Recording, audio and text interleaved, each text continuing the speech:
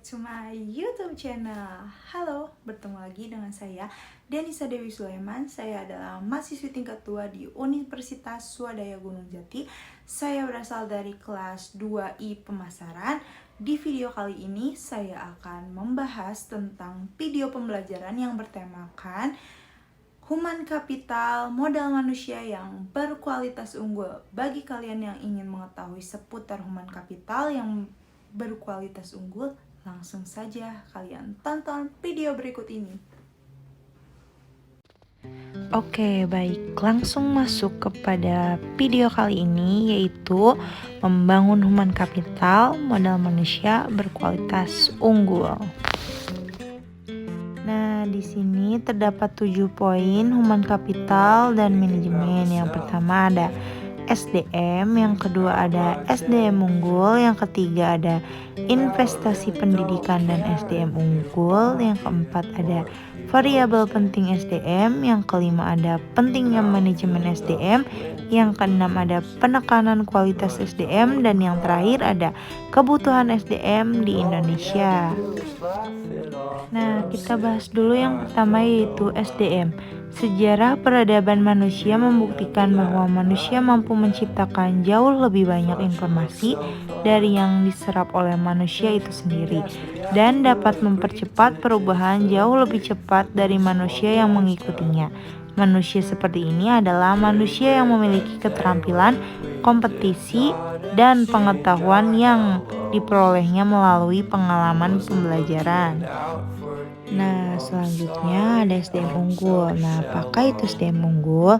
SDM unggul adalah jika suatu bangsa ingin maju dan sejahtera, maka bangsa itu memprioritaskan investasi pembangunan SDM untuk mencapai tingkat nilai yang tinggi dan sedianya SDM unggul.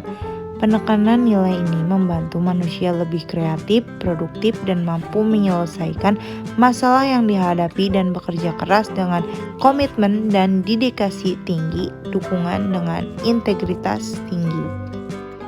Dan yang ketiga yaitu investasi pendidikan untuk SDM unggul.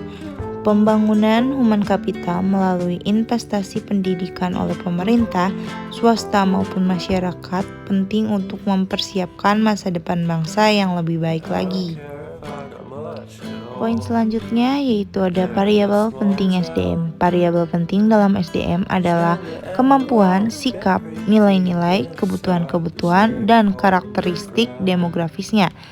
Variabel tersebut menurut Gomez tahun 2003 yaitu dipengaruhi oleh lingkungan seperti norma dan nilai-nilai masyarakat, tingkat pendidikan, dan peluang yang tersedia. Nah, selanjutnya di sini ada pentingnya manajemen SDM. Sifat SDM selalu berkembang dinamis baik jumlah maupun mutunya. Maka untuk memperoleh keseimbangan antara SDM yang tersedia dengan tingkat perkembangan ekonomi, pada tahap tertentu diperlukan manajemen SDM yang tepat pada tingkat nasional dan daerah. Oke, berlanjut ke pembahasan selanjutnya. Di sini ada penekanan kualitas SDM. Yang pertama ada kualitas spiritual, meliputi aspek iman, takwa, dan moral. Yang kedua ada kualitas masyarakat dan berbangsa, termasuk kesetiakawanan sosial, rasa tanggung jawab, dan disiplin sosial. Dan yang ketiga ada kualitas kekarya yang meliputi faktor pribadi, yaitu kecerdasan, pengetahuan, keterampilan, dan mandiri. Ada juga faktor lingkungan dalam organisasi seperti situasi kerja dan kepemimpinan. Dan yang terakhir ada faktor luar organisasi seperti memahami nilai-nilai sosial dan ekonomi. Nah, di sini ada kebutuhan SDM di Indonesia. Dari pandangan di atas ditegaskan SDM yang diperlukan Indonesia adalah orang yang cakap, dapat dipercaya, memiliki motivasi tinggi, memiliki kemampuan dan kecakapan, menciptakan iklim hubungan yang produktif, dan pengembangan iklim kerjasama tim yang solid. Oke, di sini ada human capital dan manajemen SDM. Secara harfiah, pengertian modal manusia adalah pengetahuan, keahlian, kemampuan, dan keterampilan yang menjadikan manusia sebagai modal atau aset suatu bangsa. Sedikit pengetahuan mengenai Human Capital Management di sini ada. Menurut Gaspress 2012 dikenal juga sebagai manajemen talenta, yaitu suatu SDM yang terkait dengan proses pengembangan SDM dan memperkuat kedudukannya dalam suatu lembaga, memelihara dan mengembangkan SDM dan menarik sebanyak mungkin SDM yang memiliki kompetensi, komitmen, dan karakter agar organisasi menjadi lebih berkualitas.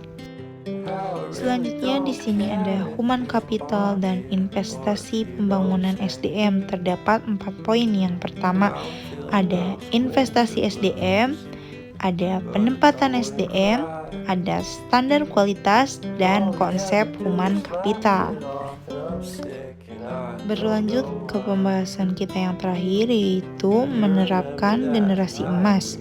Khusus bagi generasi yang berbakat dan bertalenta, perlu disediakan strategi dan fasilitas yang dapat memaksimalkan bakat dan talenta mereka agar benar-benar menjadi generasi emas yang bermanfaat bagi pemerintah dan masyarakat luas guna meningkatkan kualitas kesejahteraan dan kualitas peradaban.